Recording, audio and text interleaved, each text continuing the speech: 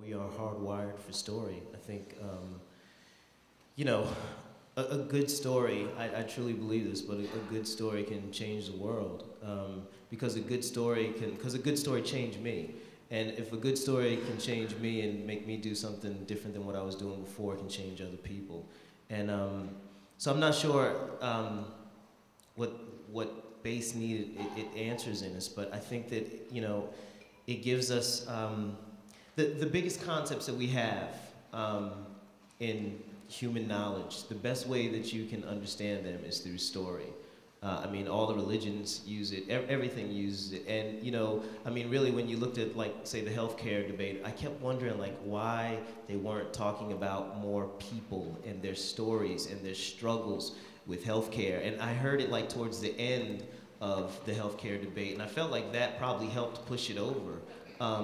But the key here is that, like, you can talk all day about statistics and numbers and this, that, and the other, and pundits can scream at each other. But when you hear the story of somebody that didn't get a procedure because, you know, they had a pre-existing condition or something like that, when you hear their story, you can't really argue with that. It connects with your heart in a way that, like, statistics will never connect with your heart.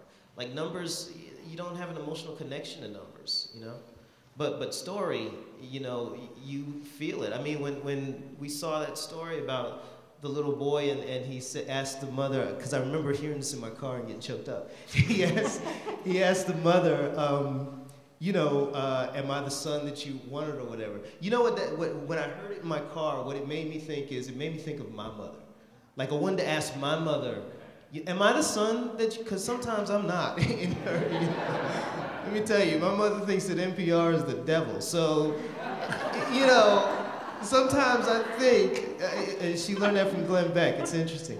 But sometimes she, you know, so like what story does is it makes you, no matter how much you don't want to, a good story will grab you and it will put you in somebody else's shoes, because we all have these similar experiences that we've gone through. And so, you know, I think that storytelling is a sacred and beautiful art that we have to continue passing down, whether it be in film, whether it's on radio, you know, whether it's, you know, on the internet, or whatever multimedia platform that we have to prepare ourselves for. The way that we do it is through telling those stories.